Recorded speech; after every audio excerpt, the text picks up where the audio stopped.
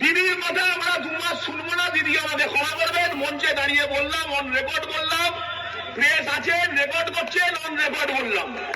কারণ আমি মায়ের বদলা মারে বিশ্বাসী, মারকে বদলা মার। আমি এখানকার বিজেপির নেতাদের বলছি, চুরি ছিনতাই তো দূরের কথা, জ্যান্ত এই মাটিতে কবর দেবো, মাইক ধরে বলে গেলাম। আর সিপিএমই তো আজকে ড্রেস চেঞ্জ করে ভারতীয় জনতা পার্টি। আপনারা মিটিং করুন, মিছিল করুন, আমার কোনো বাধা নেই, কিন্তু বিহার ইউপি থেকে নেতা নিয়ে এসে বাংলার বুকে ষড়যন্ত্র করবেন, চক্রান্ত করবেন, আর বিহার ইউপিতে বাংলায় কথা বলার জন্য মারধর হবে। যেদিন মিটিং করবেন তার পরের দিন আপনার ঘর আমি দাঁড়িয়ে থেকে ভেঙে দেবো। আমি 2021-এ দিদি আমাদের বারণ করেছিলেন বলে আমি ছেড়ে দিয়েছিলাম। 2026-এ দিদি ক্ষমা করবেন, আমি আপনার কথাও শুনবো না। 2026-এ আমরা দলের কর্মীরা আমরা আমাদের মতো চলবো। দিদির কথা আমরা 2 মাস শুনবো না। দিদি আমাদের ক্ষমা করবেন। মঞ্চে দাঁড়িয়ে বললাম, অন রেকর্ড বললাম, প্রেস আছেন, রেকর্ড করছেন, অন রেকর্ড বললাম। তার কারণ বারের একটা সীমা। শুনলেন কি বললেন তৃণমূল নেতা তথা বিধায়ক? তার দাবি যে 26-এর ভোটের পরে, অর্থাৎ রেজাল্টের পরে যদি ক্ষমতায় আসে, তারা আর কোনো দিনও দিদির কথা শুনবেন না। আগামী 2 মাস মারের বদলা মার হবে এবং জ্যান্ত কবর দেওয়া হবে।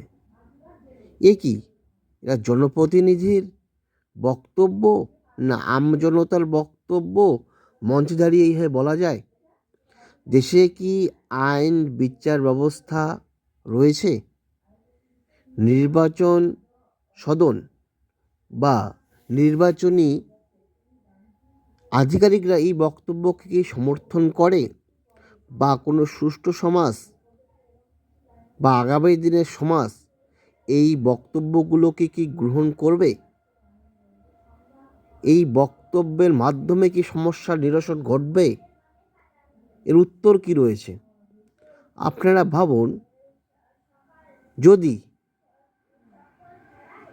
ক্ষমতায় আসে তাহলে কি মার হবে, আর একদল মার খাবে, অর্থাৎ মানুষে মানুষে মারামারি হবে? এর জন্যই কি রাষ্ট্র ব্যবস্থা গঠিত হয়েছিল? আধুনিক রাষ্ট্র ব্যবস্থার সংজ্ঞা কি এইরকম? এরা কি আগামীকে দেখাচ্ছে? কি আগামীর জন্য এরা ভোটে লড়বে? আপনারা ভাবুন, সত্যি একটা দুর্বিষহ পরিস্থিতি। এরকম বক্তব্যকে সমর্থন করা এবং লোক হাততালি দিচ্ছে, আপনারা কোন চোখে দেখছেন এই বক্তব্যগুলোকে? এটা কি কোনো সুষ্ঠু সমাজের বা আগামী সুষ্ঠু সমাজের লক্ষণ বা রূপরেখা?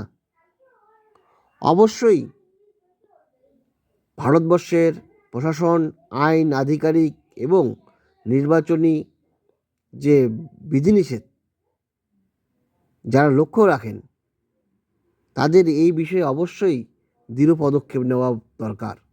আপনারা কি মনে করেন এই বক্তব্যের পর? কমেন্টে জানাবেন। ধন্যবাদ।